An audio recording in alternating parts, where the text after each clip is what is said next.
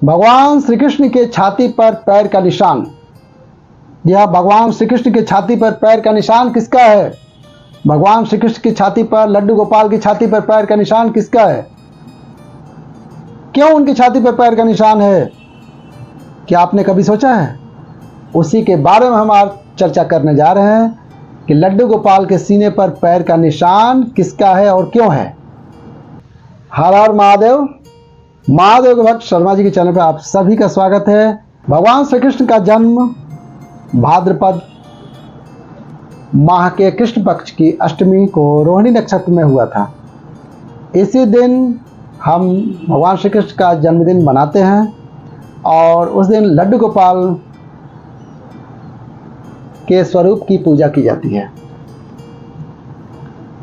क्या आप जानते हैं कि लड्डू गोपाल के सीने पर पैर का निशान किसका है? उसी की चर्चा करने हम जा रहे हैं। ये जानकारी के लिए आप वीडियो में पूरी तरह बने रहिएगा। एक बार महर्षियों के बीच, ब्रह्मा, विष्णु और महेश के बीच आपस में चर्चा होने लगी कि इन तीनों में सबसे श्रेष्ठ कौन है। जब परिणाम नहीं निकला तो ब्रह्मा जी के पुत्र को यह कार्य सौंपा गया। भृगु जी थे ब्रह्मा जी के पुत्र, उनको यह कार्य सौंपा गया कि आप इन तीनों में पता लगाएं कि इन तीनों में श्रेष्ठ कौन है। भृगु जी सबसे पहले ब्रह्मा जी के पास गए। चूंकि भृगु जी ब्रह्मा जी के पुत्र थे, उन्होंने ब्रह्मा जी को प्रणाम नहीं किया क्योंकि वो तो परीक्षा लेने गए थे, और ना ही उनके सामने सिर झुकाया। यह देख ब्रह्मा जी क्रोधित हो गए, लेकिन महर्षि भृगु ने अपनी दिव्य शक्तियों के कारण ब्रह्मा जी के क्रोध को दबा दिया। अब वो गए भोलेनाथ के पास। भोलेनाथ को भी आया है क्रोध। क्यों आया है क्रोध? भृगु जी, महर्षि भृगु कैलाश पर्वत पर गए। महर्षि भृगु को आता देख महादेव प्रसन्न हो गए, शिव प्रसन्न हो गए, और उन्होंने अपने स्थान से उठकर उन्हें गले लगाना चाहा।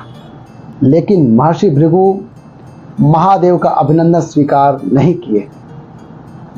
भृगु ने कहा, आप पापियों को वरदान दे देते हैं।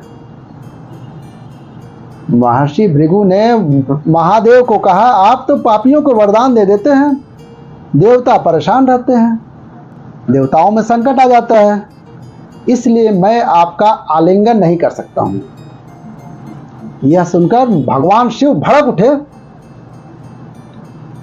तुरंत त्रिशूल उठा लिए। लेकिन माता पार्वती ने शिव को मनाया क्योंकि शिव शांत हो गए। माता पार्वती ने उन्हें शांत कर दिया। शिव और ब्रह्मा की परीक्षा लेने के बाद महर्षि भृगु बैकुंठ चले गए भगवान विष्णु की परीक्षा लेने के लिए। वहां महर्षि भृगु ने जाते ही विष्णु भगवान के छाती पर पैर रख दिया। विष्णु जी उठे और महर्षि भृगु को प्रणाम करते हुए कहा, हे महर्षि, आपके पांव में चोट तो नहीं लग गई? आपके पांव इतने कोमल हैं, इन चरणों का स्पर्श तो तीर्थ धाम को पवित्र कर देने वाला है। आपके कोमल चरणों के स्पर्श से आज मैं धन्य हो गया। भगवान विष्णु बोले।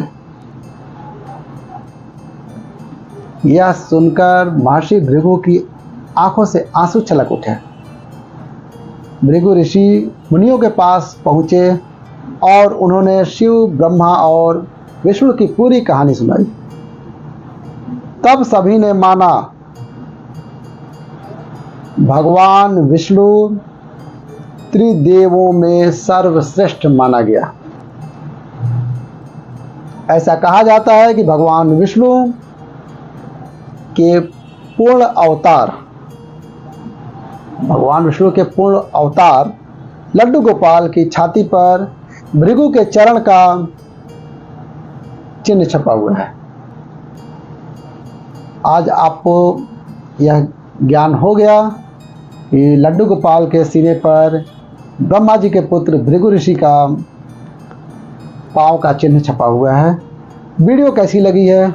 अच्छी लगी तो एक छोटा सा लाइक कर दीजिएगा और चैनल को सब्सक्राइब कर लीजिएगा। जी हाँ, और सब्सक्राइब करने के बाद घंटी के बटन जरूर दबाइएगा। हर हर महादेव।